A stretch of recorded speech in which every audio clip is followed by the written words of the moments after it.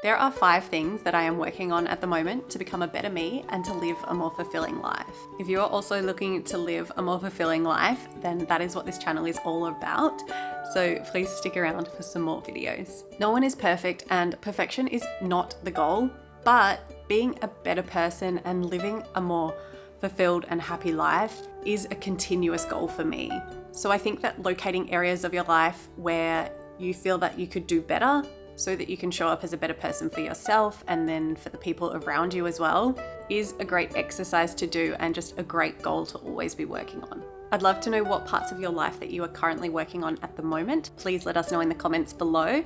And for now, these are 5 small things that I'm working on right now. Oh, Fanta, there's a fly, get it. Number 1. So the other day, at the end of the day, I opened my phone to see how many times I had picked up my phone that day. And my phone told me that I had picked up my phone 155 times. And that was a day that I was at home with my son. And I just remember feeling quite guilty at that point that I had physically picked up my phone 155 times when I'm trying to be a more present parent to my 2-year-old. And this was a really eye-opening moment for me, and it gave me a new goal to work on. And since then, I've been checking how many times I've been picking up my phone, and I've been really actively aware of when I'm picking it up in front of Nate and what I'm picking it up for. I do pick it up mostly to take photos and videos of him. I will admit that, like that is mostly what I'm doing, but I am trying to minimize the times where I'm just opening it up for no good reason, like opening up social media or checking my emails. I don't need to be doing those things in front of him. Otherwise, if there is a message that I have to get back to or an urgent email that I really can't let wait, then I will actively tell him what I'm doing. I think that's a really nice way to explain to him why I'm picking up my phone. So I'll say, I'm picking up my phone now just to check a message from daddy to see what time he's going to be home and if he can pick up something from the supermarket. And I'll just tell him that. He's 2 years old. I don't want him seeing how many times I'm picking up my phone and thinking that my phone is more important than spending time with him. It's just not an option, and that is something that I am working on actively, and I'll admit I'm not perfect at it and I just want to do better. The second thing that I'm working on is something that I learned from a book which I shared in one of my previous videos, and I'll link it above, and that is that I've learned recently from reading a lot and listening to a lot of specific podcasts that true happiness doesn't come from anything external. So looking for happiness from external things like more clothes, certain foods, certain outings, oh, this will make me happy, that'll make me happy, I'll be happy when I have that, I'll be happy when I have that. No, I've now completely switched my mindset and I'm searching for happiness from within me. I've realized that I have the power within me to make myself happy no matter the external circumstances. So the mindset change here and the thing that I'm working on is that I'm actually looking for happiness internally and not externally. I also kind of realized that I do practice this with my son already. We don't allow a lot of screen time, but we do allow a little bit.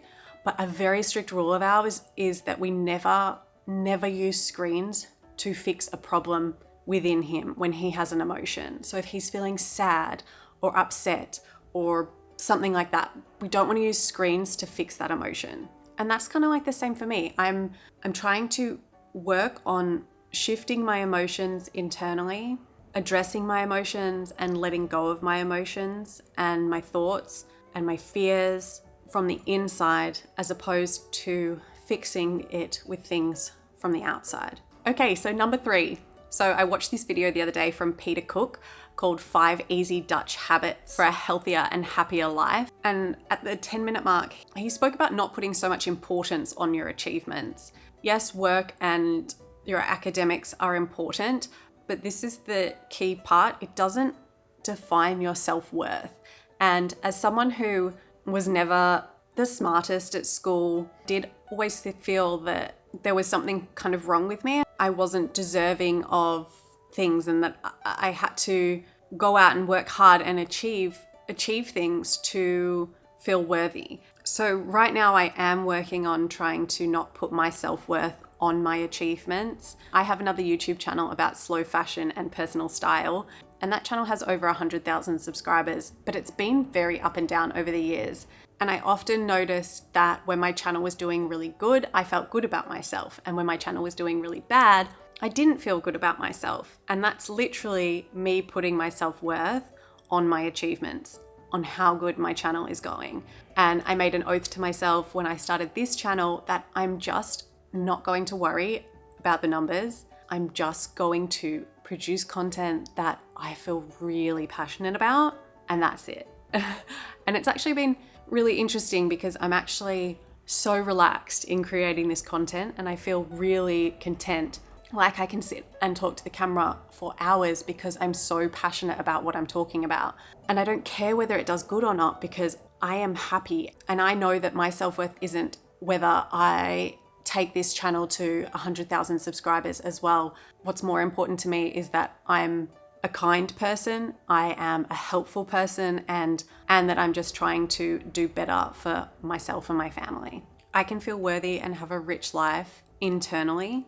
And that kind of comes back to that previous point of looking for happiness internally and not externally as well. Okay, I've finished my cup of tea. Okay, so number 4, this one's a big one for me, and I think I've been working on this one for at least 6 months, maybe more, and that is complaining less. I am not perfect. I'm not going to try to admit that I'm perfect at anything, but this is a big one that I am trying to break the habit of, because I think complaining does become a habit, and we like to complain. Like, we get validated from other people when we complain. We get this kind of feeling and sense of control when we complain, but the complaining itself doesn't actually change anything. When you're complaining, you are focusing on the negative. I don't want to be the type of person that focuses on negative stuff anymore. I want to be a more optimistic, positive person. I want to focus on the more positive things so I can bring more positive things into my life. If you focus on the negative, if you complain more